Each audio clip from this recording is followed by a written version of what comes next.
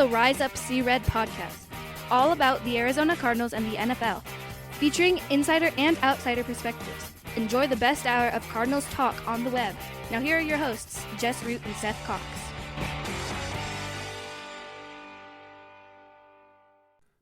Hello, Arizona Cardinals fans, and welcome to the latest edition of the Rise Up See Red podcast. I'm your host, Jess Root from CardsWire.com, one of the USA Today NFL Wire sites covering, of course, your Arizona Cardinals. And we continue with the opponent preview series. We are in the AFC North opponents. The Cardinals play the 4 AFC North teams this coming season, one of them being the Cincinnati Bengals. They will face them at home in Week 5. Joe Burrow and company come to town. First time since 2019, I believe. And so we get it's a team we don't get to see a lot. And so in this show, rather than Seth Cox, who I'm giving a break during these next 2 weeks, and our goal to do 14 opponent shows in 14 days, is Greg Wilson, contributing writer to one of our sister sites, the Bengals Wire. Greg, nice to meet you. How are you doing today? I'm doing pretty well. I really appreciate you having me, Jess. I'm excited to do this. Awesome. Well, thank you for being on. Let's start and look back at the 2022 season for the Bengals. Another successful one, but not as successful as the previous year.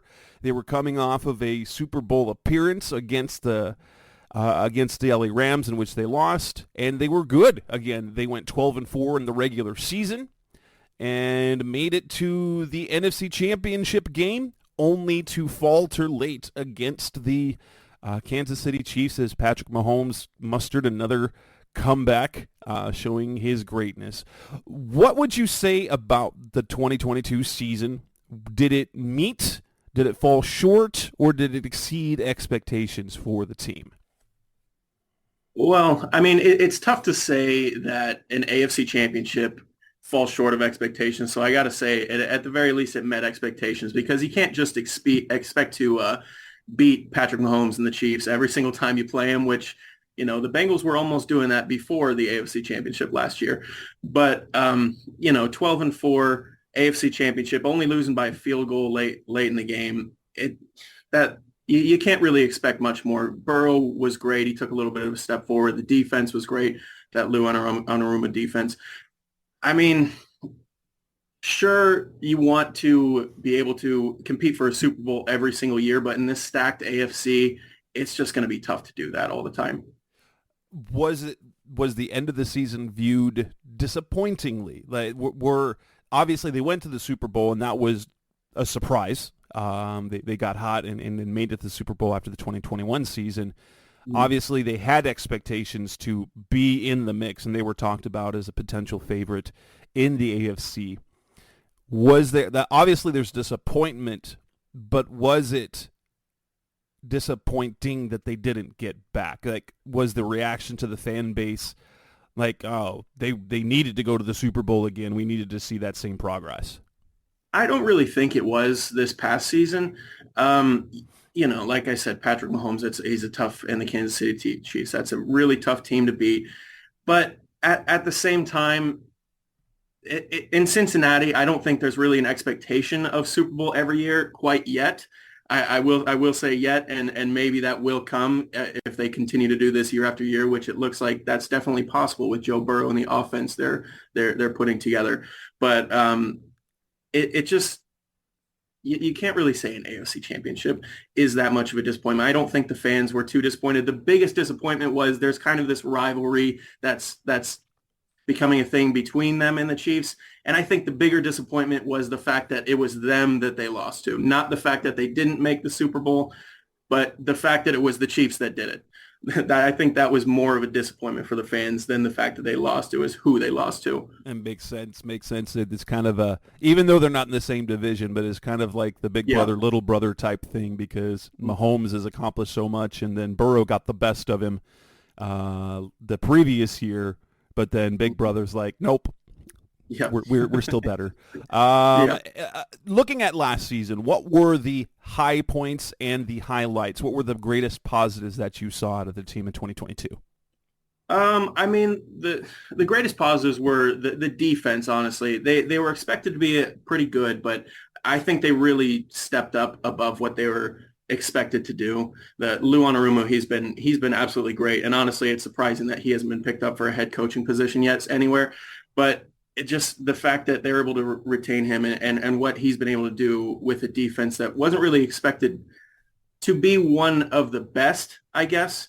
But they were up there, and obviously the offense. The offense is a powerhouse. You've got to say that's obviously always a great part of what they've been doing. But that's almost expected at this point. So I don't know if that's necessarily the highlight, because that was an expectation for that to be there with Burrow and the wide receiver core and what they've got there. But the defense really being able to, I think in the past few years, I saw something in the later parts of the season, December, January, February, they're holding opponents to like 19 points a game or something like that. So they've really showed up when it matters. Anything that would be considered a low point or disappointments, not necessarily as a team, but like what were some disappointing things about the season, players, whatnot? Well, and ever since Burrow came up, and honestly a little bit before, the offensive line has definitely been not fully there. And they added a few guys last year, Alex Kappa, they added Lyle Collins, Ted Karras, and they were better than they were previous years, but there was still a weakness there. I think Burrow is still like 5th in the league in sacks or something like that, and he's being pressured a lot more too. So I would say that probably is what was one of the low points of the 2022 season. Obviously, we'll talk later about it, but they addressed that in free agency a little bit. So, but I don't know. I'm thinking specifically of a few years ago when Burrow had that injury, when he tore his ACL, and honestly, the very last play in the AFC Championship last year, I believe Burrow got sacked to end the game against the Kansas City Chiefs. And it's just been in big times like that. And just over a full season, they haven't really been able to step up to what's expected of them. How much of the obviously Burrow's fantastic. Is there an element to the number of sacks that he takes? Is part of that his style of play? Like different reasons. Like Kyler Murray, he ran himself into a lot of sacks his rookie year and then got rid of the ball better. But looking back at Cardinals, fans will remember back with Kurt Warner, he would take a lot of sacks because he would wait. And it wasn't necessarily because the offensive line was bad, but because he was extra patient until the point he was waiting for something to happen and almost invited extra hits that he didn't need to take. How much is it offensive line play, and how much is it Burrow's style of play? That definitely is part of it, Burrow's style of play. And, he wants to extend a play as long as he possibly can. He wants to, have the option to check down if he needs to. And I think you get that kind of with a lot of young quarterbacks, and he's growing out of that a little bit, which, the offensive line improving and him getting better, knowing when to give up on a play, throw it away. Those both are parts of why the sacks are kind of becoming less and less common, I think.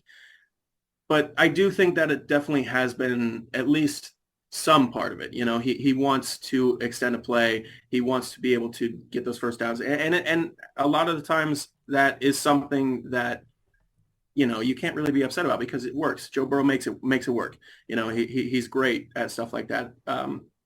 But I do think it was a lot of the offensive line because there were also injury issues last year at the same time. So I don't know if I would say it was mostly the offensive line, but at the very least, it was like a 50-50 thing. I don't know. Coming up next on the Rise Up See Red podcast, the best hour of Cardinals talk on the web. Let's move on and talk about the offseason, free agency, and the draft. That's coming up next on Rise Up See Red. We're back on the Rise Up See Red podcast, the best hour of Cardinals talk on the web. In free agency, they lost, they either lost or moved on from a few players from their defense. Eli Apple, not re-signed. Their two safeties, Jesse Bates and Von Bell, both went to the NFC South, so they've got moves to make there. Which players will be the biggest losses, those who are not returning in 2023? Definitely that secondary that you mentioned, Jesse Bates and Von Bell, really to be specific, those I think are going to be the two biggest losses. I think that's where their biggest downgrade is in coming into the 2023 season. I mean, they have been great. And I'm not sure exactly how they're going to fare with that, but at the same time, it's tough to be a successful defense when there's so many great AFC quarterbacks right now. So you kind of need some really good guys in the secondary, like Jesse Bates, like Von Bell. There you got Justin Herbert you're playing against all the time. You're seeing Aaron Rodgers in the AFC now. You've got so many different great AFC quarterbacks, Trevor Lawrence. So that defense is going to need to kind of make up for what they're losing out of Jesse Bates and Von Bell. And I think they're trying to do that on the interior a little bit, defensive rush. They've kind of built a good group there. So hopefully they can kind of, put some more pressure on the quarterback. Maybe it doesn't matter as much. They don't have as good of a secondary as they used to. How I know they added Nick Scott in free agency, Yes. the former Rams safety. What is the plan for 2023 for the safety position? I assume Scott is going to take one of those spots, but who is projected to be, or is that Dax Hill who's going to expected to take over that this coming season? I wouldn't be surprised to see a little bit of both. And honestly, they drafted Jordan Battle as well out of Alabama, which he was a little bit of a surprising pick in the third round. But I don't know if they're going to start with, one of those guys really getting more time than the others. But it's going to be a lot of, trying different things and maybe with certain kind of schemes that they want to run, maybe they'll switch in and out based on that type of thing. I know Jordan Battle is going to be good in like a box scheme, and I'm Nick Scott. I'm pretty sure he's like more of a man-to-man specialty guy. So I think it's going to be switching in and out like that. Who are the biggest? Obviously, I think the biggest biggest addition was the adding of tackle Orlando Brown, formerly of the Chiefs, goes from protecting Patrick Mahomes to protecting Joe Burrow. How much of an impact will his addition make on the offensive line in the pass protection? It's going to be huge. It's going to be absolutely huge. I mean, that left side was a little bit weaker at times, and Jonah Williams, he's moving from left tackle to right tackle. He's kind of like learning that side of the position now. But with Orlando Brown there, the injuries that they dealt with last year, they're not going to be as big of a deal because now, even with the guys they've got set to start right now, they've still got Lyle Collins. They've still got Jackson Carman ready to, if there are any injuries, ready to come in and fill those spots if they need to.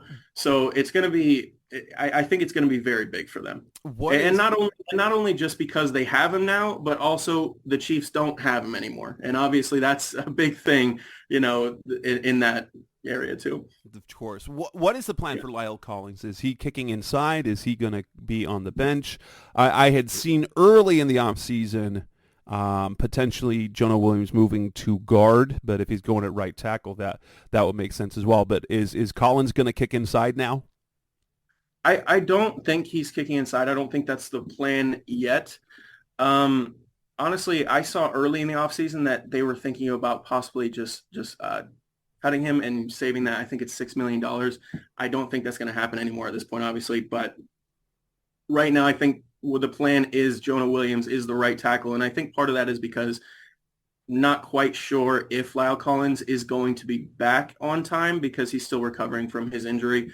But I think it's kind of like they're just going to attack that when it comes. It's not really a bad problem to have too many guys that could start on your line. Yeah, that especially since offensive linemen, they often get hurt. It's a hard place to stay healthy. Who were the other impact additions in free agency beyond Orlando Brown?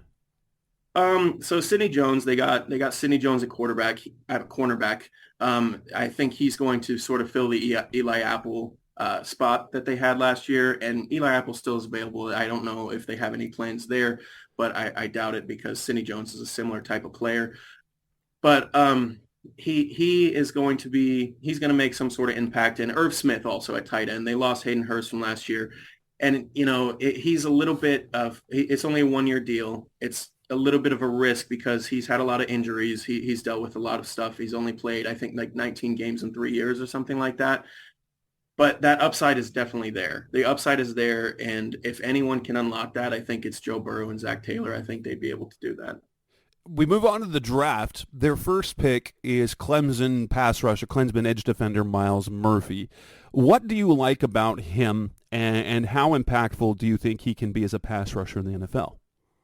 I like Myles Murphy a lot. Honestly, if you would have told Bengals fans a year ago that they would be able to get Myles Murphy at 28, I think they would have been very happy. And obviously, his past season at Clemson wasn't as great as he was previously, but he still got that talent and he still got that work ethic. Ever since he's been with the Bengals, teammates are really speaking highly of him. He's being pushed hard and he's been very explosive. And I think he's been mostly with the second team so far, but he's hanging with the first team at the same time. So he's really been able to, join that group of, he's been able to join that group of like Sam Hubbard, Trey Hendrickson, Joseph Osai, a great pass rush already.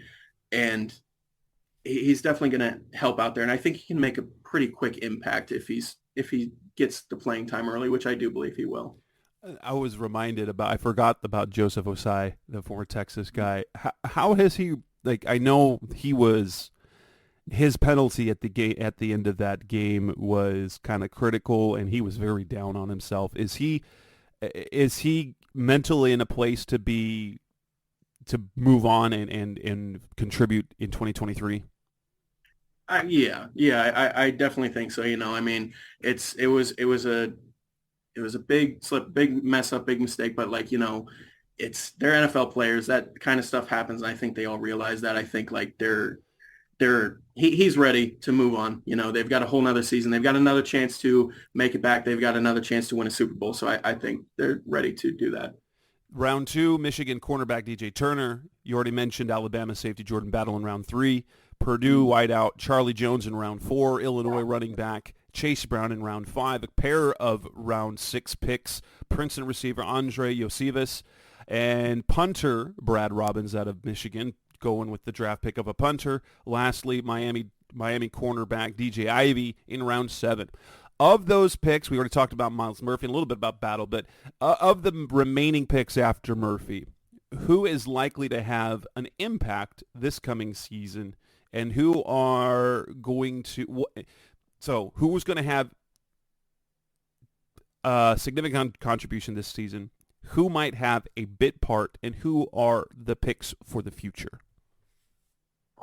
I think that, those early picks, DJ Turner, Jordan Battle, I think, especially because of what they lost in the secondary, I think those two guys are probably the most likely to make the quickest impact.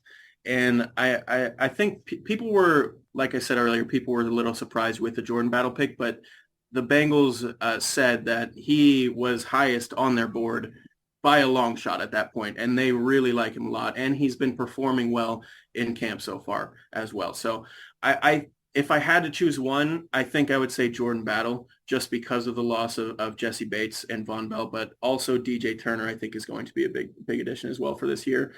For the future, I do think, the wide receivers are definitely more looking into the future, because I think Tyler Boyd's on his last year of his contract. So is T. Higgins, and Jamar Chase is still on that rookie contract. They're wanting to extend Jamar Chase and hopefully T. Higgins, and we'll see what happens with Tyler Boyd, but that's not as sure of a thing. But the wide receiver room is pretty set right now. And of course, there's always room for a fourth, fifth, a couple guys to slot in here and there. And I think that'll be probably Charlie Jones this year, if that is available. But yeah, Iosivas and Charlie Jones, those are definitely more of the future picks, just in case they're not able to lock up those wide receivers. They're hoping though they can fill those spots. Did Cincinnati need a punter, which leading to the selection of Robinson? Is he going to be on the battle for the roster, or does it look like he will be their punter this coming season? They definitely did need a punter. They Kevin Huber, they've had him. I mean, for so long, so long he's been their punter, and he struggled last season. Drew Chrisman, he kind of slotted in a little bit, and it's going to be Drew Chrisman and Brad Robbins kind of competing for that spot. I think what it seems like right now is Robbins is the favorite for that, but it is still a competition. So I do think they did need. That obviously they could have gone about that another way, but it wasn't a bad pick either to take Robbins there. I don't think. Coming up next on the Rise Up See Red podcast, best of Cardinals Talk on the Web. Let's move ahead and talk about the 2023 season for the Bengals, their expectations, and how they match up against Arizona in Week 5. That's coming up next on Rise Up See Red. We're back on the Rise Up See Red podcast, the best of Cardinals Talk on the Web. Looking ahead to the 2023 season, the Bengals are one of the favorites in the AFC, are considered Super Bowl contenders. What is the expectation for the Bengals in 2023? Would another AFC Championship loss or Super Bowl loss be enough? Is there an elevated level of expectation to where if they don't win a Super Bowl, that it will be bad, or that's kind of what everyone expects? I definitely think that expectation is here at this point, and it's tough to say because the Bengals, they don't have a Super Bowl in their history, so it's tough to say we need a Super Bowl or else this season is a failure. But I do think that's where they are at this point. I think this is the best team they've had in the time that they've had Joe Burrow and also Zach Taylor and the same coaching staff that they've been able to keep around for, I think, 5 years now. I think this is the best team that they've been able to put together, and they've been there for the past 2 years. I think, honestly, and of course, it's still a successful season if you're able to make it AFC Championship, Super Bowl. If you're able to make it there and lose, that's, of course, a successful season. But I think fans at this point, they want that Super Bowl. I think it's time for that. They came a few minutes or like however you want to view it, maybe a pass interference call away from the Super Bowl in 2021. And they were just a field goal away from making it to another Super Bowl last year. So I think the expectation is definitely there at this point. And it's hard to say it'll be a failure if they don't do it. But the expectation is at the very least an AFC championship to make it there again at this point.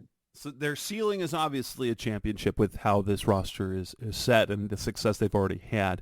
What do you think their ceiling is in terms of wins for the regular season? In terms of wins for the regular season, oh man, that is a tough one because the AFC North is always a tough division. And obviously, then they're playing that first place schedule. They've got like the 49ers, they've got the Bills, they've got a bunch of tough teams. But if you're looking strictly at their ceiling, I think their ceiling could possibly be 14, 15 wins. I mean, they're going to lose a couple games. They've got a tough schedule. But if they play as well as they possibly can, their ceiling is up there for sure. So reasonable expectations would be another division win. Yes. Deep playoff run with the ceiling being a championship, but reasonable expectations. Win the division, get deep into the playoffs. What do you think their floor is? Except for injuries. So we're not saying like if Joe Burrow gets hurt, which would be catastrophic. But if the team underperforms, what do you think their worst case scenario is in 2023? I think their worst case scenario, honestly, with this team, I really don't see them missing the playoffs. So I think worst case scenario is still a wild card spot is what I see for this team. And losing a wild card game, I think that's worse. I really do think that's worst case scenario if big players stay healthy, which, that's absolutely what a great thing for Bengals fans to be able to hear and to be able to think. Must be nice. It certainly must be nice to have a floor of making it to the playoffs. Yeah. And the ceiling of winning a Super Bowl, blah, blah, blah. Yeah, rough life, Bengals fans. Oh, I know. I mean, Bengals fans have suffered forever. Now, they come to town. They face the Cardinals in Week 5 on the road in Phoenix, Glendale, technically.